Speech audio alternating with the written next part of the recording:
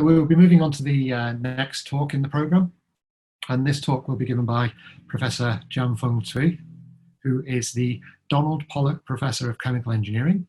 He is also the Director of the Oxford Centre for Tissue Engineering and Bioprocessing and the Director of the CRMI Technology Centre.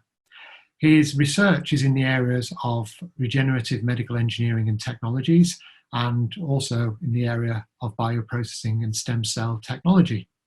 And he will be presenting today work which has been undertaken as a joint effort between his group and the group of Professor Wei Huang, who's also from this department, and their colleagues and collaborators, in which they have been developing new testing technology during the pandemic. The team were recently awarded the Royal Academy of Engineering's President's Special Award for Pandemic Service for their rapid viral RNA test kit for COVID-19. And I'm delighted to hand over now to Cui to present and tell us more about this interesting and very recent endeavour. Thank you, Martin. Good afternoon, everybody. And thank you for inviting me and to share our experience. And I will just upload my PPT, share the screen. It seems we lost the ability to talk without PPT. Right, so do you, okay.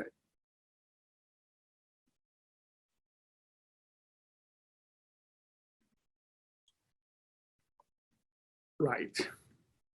Okay, we can now see it. Yeah, good. All right, good. You see, Martin nicely introduced me, but another title I hold is holding a director of Oxford Suzhou Center for Advanced Research, because this is why this project is very relevant. So we do have a center wholly owned by the university in Suzhou, outside Shanghai in China. So this is where this started, this project.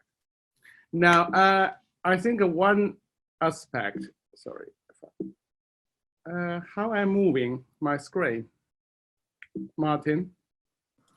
We're seeing a okay, okay, fine, yeah.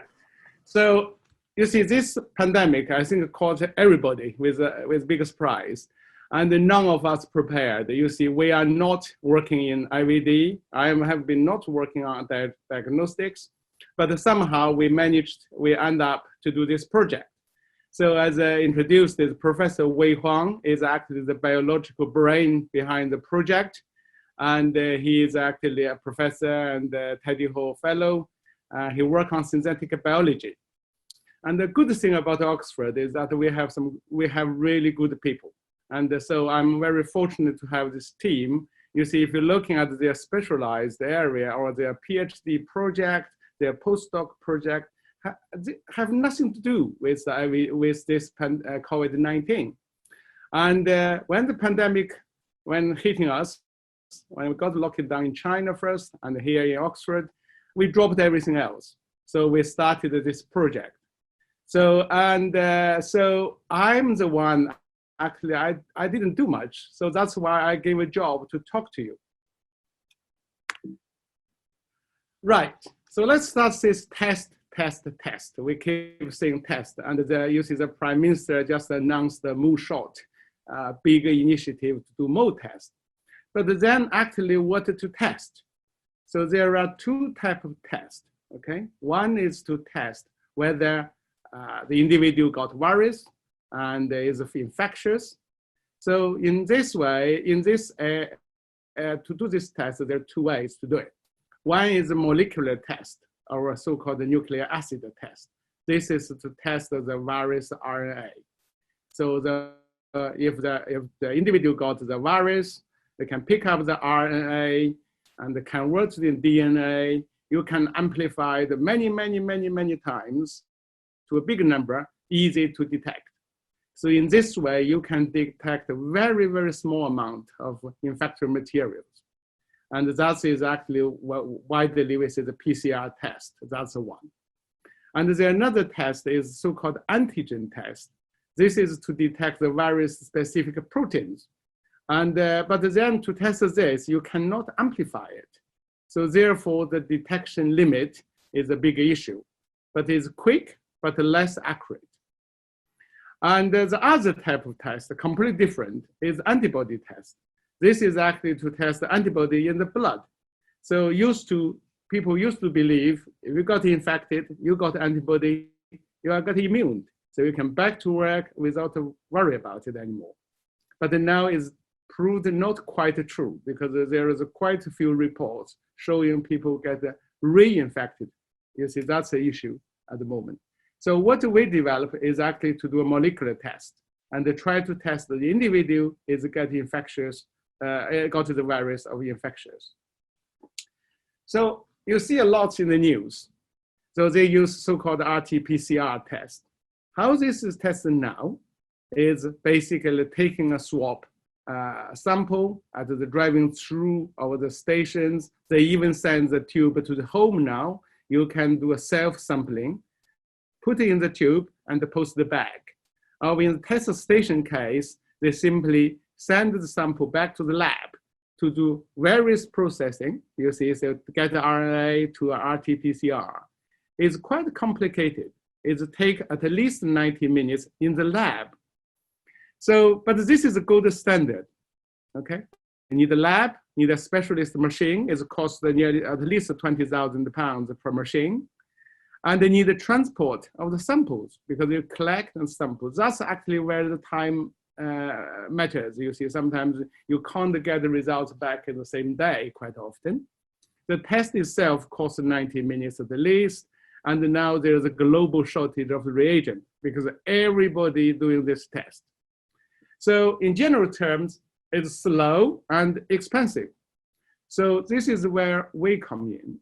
So we develop a so-called Oxford LAMP test for this virus. We call OxLAMP. What is LAMP? LAMP is not a lamp light. It's loop-mediated isothermal amplification. It's a different way to amplify DNA. And it's much faster. It's fixed at one temperature, 65 degrees, and it takes 30 minutes maximum.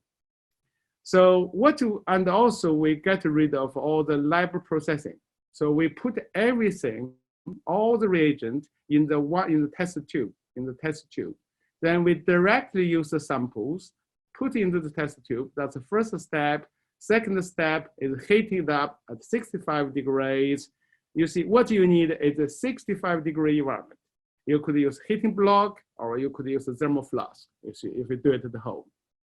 And we are engineers. It's very easy to achieve 65 degrees, right? It's 2 parts of tap water, probably 20 degrees, and 3 parts of boiling water. That gives you 65, 67. And then 30 minutes later, you see, you get, if this initially is all pink, if it remains pink, it's negative, fine, no virus. If it turns to yellow, it's positive. So that's simple 3-step testing.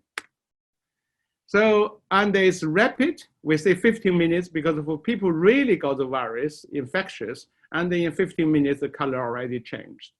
And therefore, we advise people, particularly for negative, you take 30 minutes to make sure you are true negative. And you don't need to do anything. We can do it on the spot, so-called point of care test. This is actually a true one.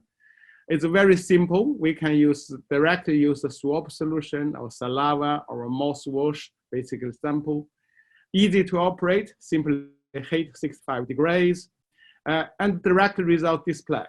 You just look at the color change, or in a lab setting, you can look into fluorescence, and that is give you more quantified results. And it's very specific, only detect this SARS-CoV-2 virus, not other COVID virus, and not the flu virus, not other human virus. And we made the kits is all dried, so we don't need the cold chain transporters and the storage. We can put in the envelope, send it to any part of the world. So this is ideal to use in the field. So we are not competing with central test centers because they already invested so much money. So we actually think about the distributed, decentralized testing, like a GP clinic, airports, nursing homes, schools, universities. So that's a decentralized. The important question is whether it works or not.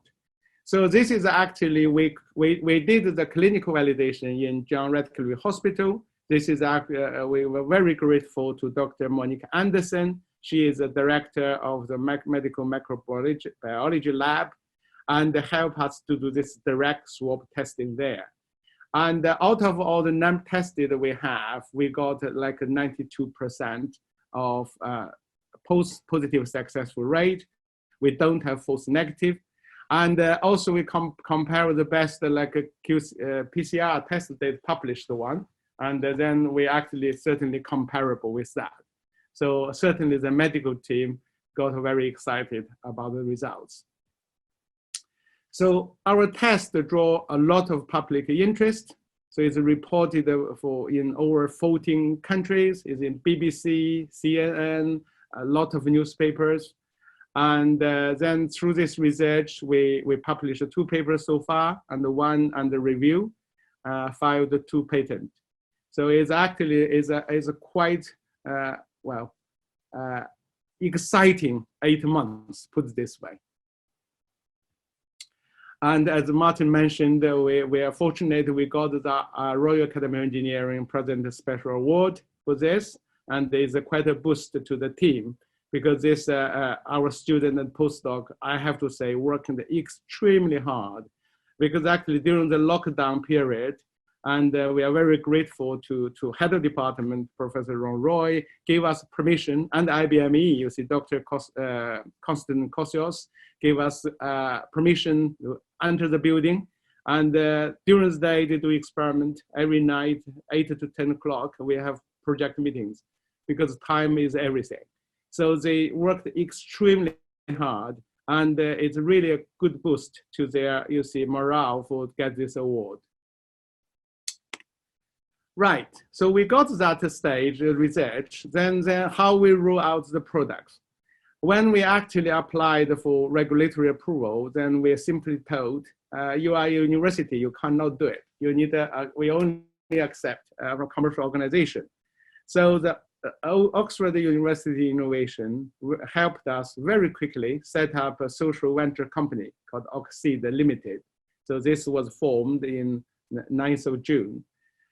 And then we have to find a manufacturer with a regulatory quality assurance system. So we approached another Oxford University spin-out, Oxford MISTA, and I'm just the founder of that, so it's very easy to persuade them to actually undertake the manufacture and the registration, CE registration.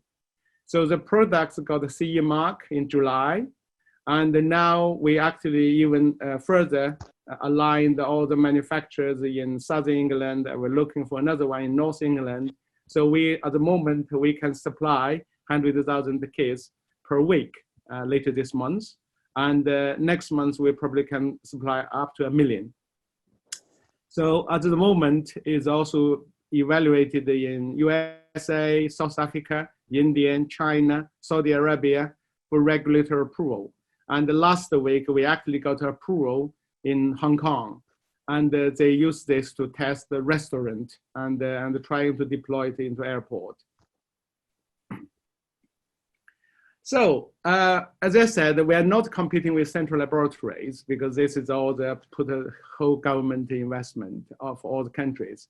So we're looking at mainly point of care test. So we did a calculation. We just need less than 500 pounds to set up a test hub to test 200 people a day. This could be set up in a pharmacy, or in a school, or in a college in Oxford, for example. And so that's in our department. So that's, if you need more people, then you just buy a couple of more hot heat block. It costs 300 pounds per hot block. So it's a parallel, you see, it's easy to scale up. So there's 3 steps for point of care testing. You first collect the sample, and it could be somebody, professional people take the swab, or they could get self-sampling, because now you see the government, they even send a lot of test swabs to the home to collect that. So self-swab, it is possible. And then we are promoting a mouthwash, and you can collect the saliva as well. And the first step for point of care testing is to inactivate the sample in case there's a potential virus. So 95 degree, 5 minutes, very quick, inactivate that. Then we take 2 drops, 25 microliters of solution, adding to the test tube, heating up 65 degrees. So each heat block, we can test up to 96 samples in one go. And usually, if you don't have so many people, you can just basically 30 minutes another batch. So we can actually put a mobile phone app to read that as well if people find it difficult to judge the color. And that is actually being developed. And actually, this technology is ideally for home test, okay? And then we can do a self-sampling or use a mouthwash ourselves. And you just need a thermoflask. You just keep the temperature 65 degrees. You're just moving a liquid into the little tube. Then you're heating that for 30 minutes. Then you got actually look at the color. So if it's yellow, it's bad. If it's pink, it's good. So that's simple. So then at the moment, the cost of the materials is about, and included the manufacturer cost is about 10 pounds, I think. We like to control that, make sure less than 10 pounds. And the next stage, we want to make less than 5 pounds. And in the future, we want to reduce it to less than 2 pounds. Basically, this is a staged approach. Because for the volume of testing now, if we keep testing like this, we'll bankrupt any country. So that's why we have to make it really cheap. And we also need to more innovative ways to organize the testing. So here is a game changer. I think you see, in future, not too distant future, hopefully. And the first thing in the morning you wake up is not to brush your teeth. You're actually gargling with small mouthful water. Then you adding 1 drop to the water into a test tube, put the test tube in thermal flask with 65 degree water, and then you go away for shower and breakfast. And 30 minutes later, you take the tube out, you check the color.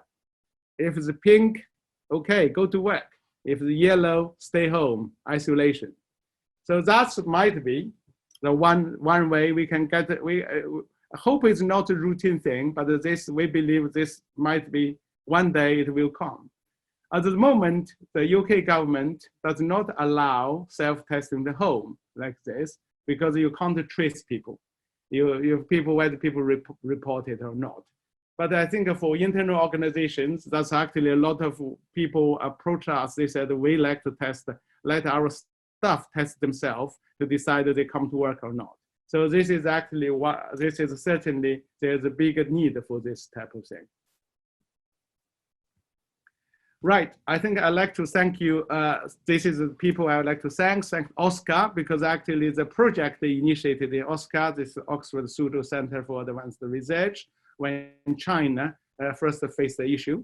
And also you see Oscar provides the initial part of funding to do this work. Thanks to Department of Engineering Science, IBME, Beckbrook give us access and all the support we can get. Later, we got an EPSRC Impact Acceleration Award that's supported our R&D project. And we also got a University COVID-19 Response Fund to do the clinical trial.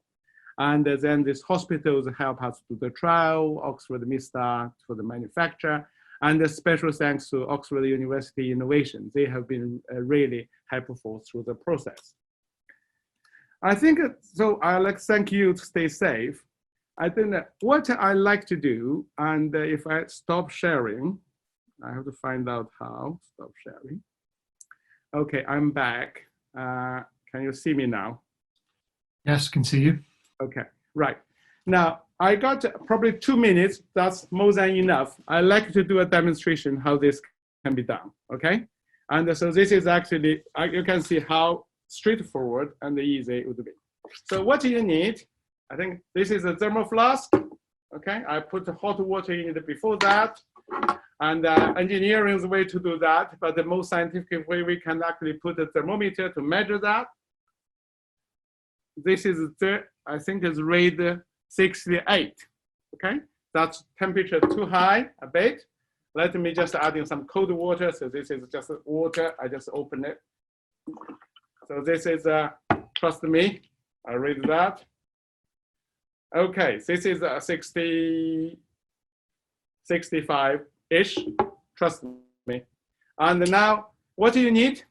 You need a test case like this. So inside is 10 test case. We pick up one. So this is one test with dried agent in it. Okay, very, very small. So what I need, well, you could use the swabs like this to the nose. That is quite painful. I did it many times in the lab, try to provide the test. So what you need is just water and gargling. And we need this little tube to move in the liquid. So this is just the water from supermarket.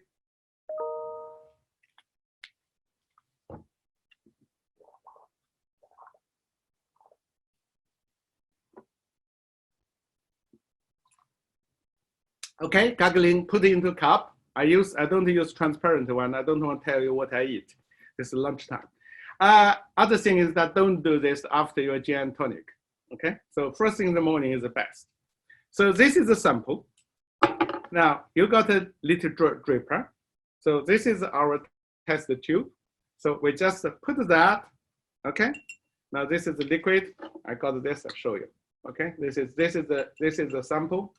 I just put one drop, big drop into this. Okay. So make sure.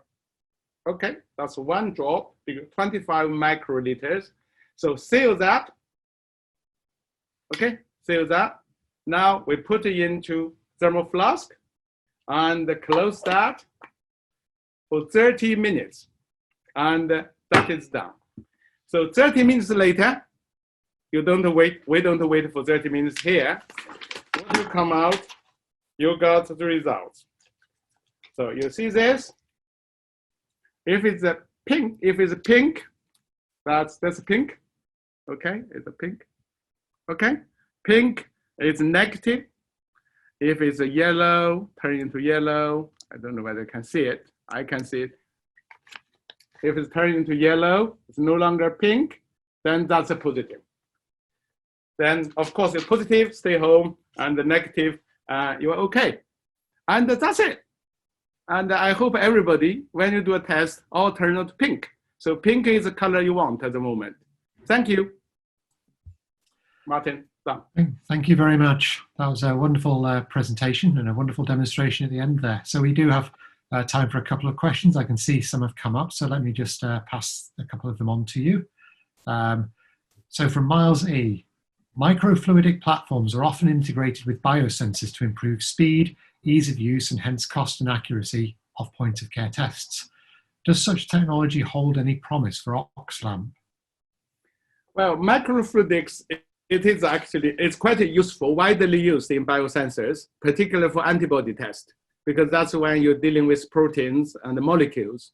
And when you do this, because this process, when you do we will need this amplification of the DNA and this nucleic acid test, and the control of this these samples, and also the adding the enzymes, all this stuff in the right place, and the exactly quantity of the solution, for example, and they impose a lot of challenge.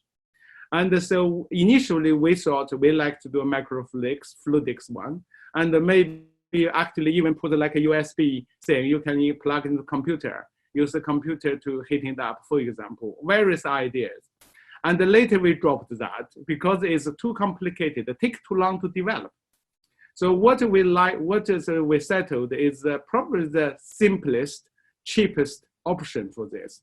All the materials, all the consumables like the test tube, the pipette is readily available in the just a general laboratory consumables. And so we settled that this is for the time. It's not that fancy, and it's very simple. But then we want to keep the cost down and also the time to reach the market and the short. Okay, thank you very much. I suppose a question which is somewhat related to this is from Marzia saying, is there any plan to make it a paper-based test? Well, yes, you can use a paper. As actually there's a paper is published before, use a paper based, and then you just adding but that is for HIV test. It's not for this test. But then you need to is again very simplified process and to make it cheap. It's paper disposable, and I think that there's various directions we can improve this and develop this. We can make it cheaper, we can make it more sensitive, we can, but then all need development. Is it possible? Yeah, there are papers reported to use LAMP technology on paper-based platform. Okay, thank you. Now, of course, we do have several more questions coming up here, but I'm afraid in the interest of time, we will have to move on. So we will make sure that those questions are passed on to Cui and he can answer them offline later. So thank you very much. And we'll thank you very much for your time to give the presentation, and we will move on to our next talk.